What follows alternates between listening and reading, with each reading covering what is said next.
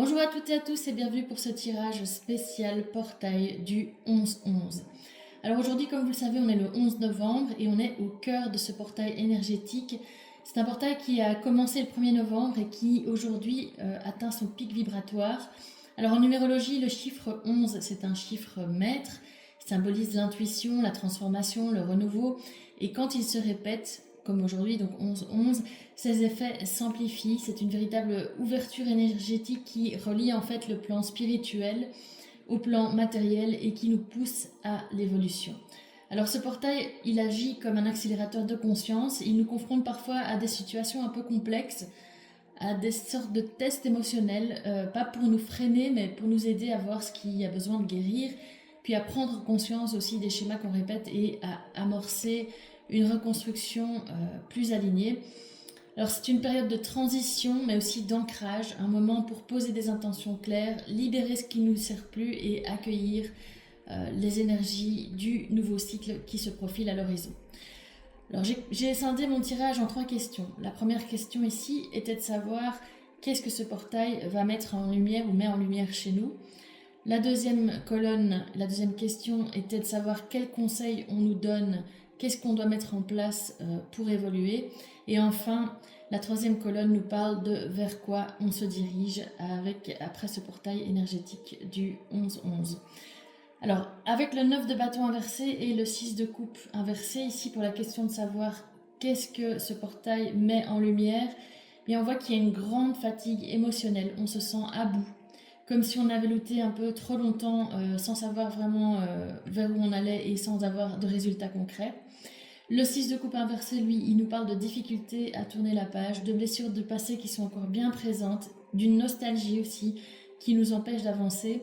Donc ensemble, ces deux cartes nous disent que le portail met en lumière chez nous tout ce qui n'est pas encore guéri, les émotions, les souvenirs, les attachements passés et tout ce qu'il est temps aussi de relâcher pour se libérer. La deuxième colonne et la deuxième question était de savoir quels conseils on nous donne pour traverser ce portail énergétique et pour avancer vers un chemin de vie plus aligné avec qui on est vraiment. Alors avec le monde inversé, on nous parle d'un cycle qui n'est pas encore terminé, d'une impression aussi parfois de tourner en rond, de ne pas réussir à clore vraiment une histoire.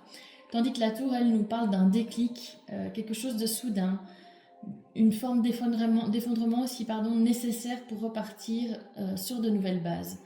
Ici, donc, le portail, ce qu'il nous dit, c'est qu'il nous pousse à vraiment laisser s'effondrer ce qui ne tient plus et il nous invite à accepter la fin d'un cycle pour pouvoir en ouvrir un autre plus juste et plus aligné, comme je vous le disais.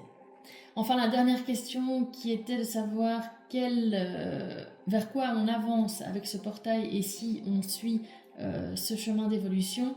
Avec la Lune, on nous parle d'émotions intenses, de confusion, d'intuition aussi, qui sont en plein éveil, en plein processus. En fait, on est dans un processus de prise de conscience. Avec l'impératrice, on nous parle d'une confiance retrouvée, d'une forme de renaissance aussi. On retrouve en fait son pouvoir créateur. Donc l'ensemble de ces deux cartes me fait dire que on parle d'une reconnexion à soi. On passe d'une période de doute à la confiance, du flou à la clarté, et on reprend doucement les rênes de sa vie sentimentale. Côté oracle, j'ai tiré d'autres cartes pour compléter ce tirage. J'ai tiré la concrétisation, donc qui nous parle vraiment de commencer à avoir les premiers résultats d'un travail intérieur qu'on fait depuis certainement plusieurs années maintenant. Les promesses, on tient enfin parole par rapport à soi-même, on ne recule plus devant ce qu'on s'était promis de faire.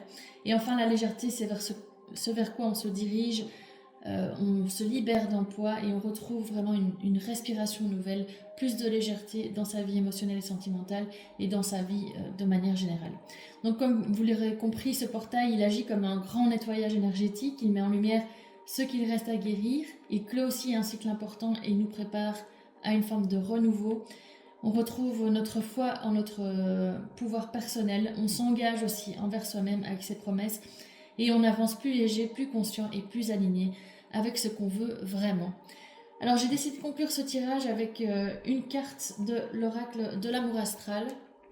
Donc j'ai le petit livret ici avec moi, j'ai déjà mélangé les cartes et je vais en tirer une avec vous maintenant pour voir quel message on veut nous faire passer par rapport à ce portail énergétique du 11-11. Allez, c'est parti.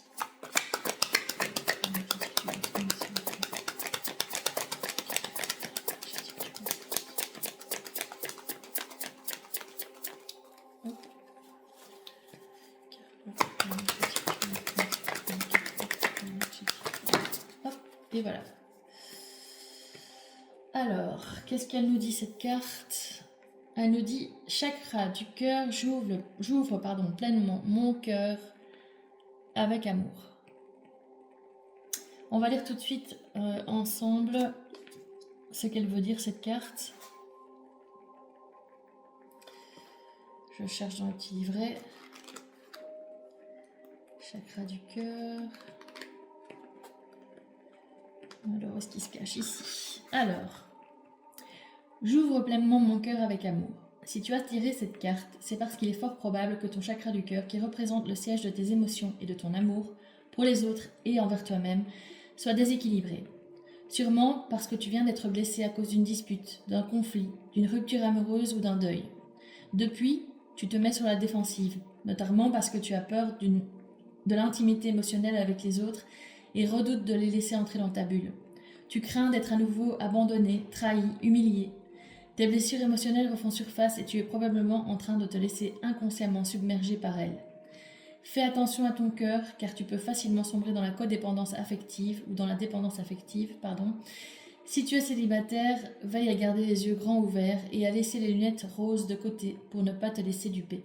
Si tu es en couple, il se peut que tu vives actuellement une période de tourment, et si ce n'est pas le cas, peut-être qu'au fond de toi, tu n'arrives pas à pardonner un ancien conflit, et que tu gardes malgré toi une rancune concernant un événement du passé ou une ancienne relation qui vient parasiter celle que tu vis en ce moment. Il est bon de te défaire de ces mauvaises énergies en prenant conscience. Bon je sais pas ce que vous en dites, mais moi je trouve que, encore une fois, ce message il résonne vraiment avec toutes les énergies dont on a parlé ici aujourd'hui. J'espère que cette guidance vous aidera à avancer plus sereinement dans les prochains jours, dans les prochaines semaines, dans les prochains mois. J'espère qu'elle vous a parlé aussi. Si c'est le cas, n'hésitez pas à me le dire en commentaire. N'hésitez pas non plus à vous abonner à ma chaîne pour recevoir les prochains messages. Et n'oubliez pas de cocher la petite cloche pour recevoir les notifications. Comme ça, vous serez prévenus dès que je publie un contenu nouveau. Voilà, merci beaucoup et belle journée à vous.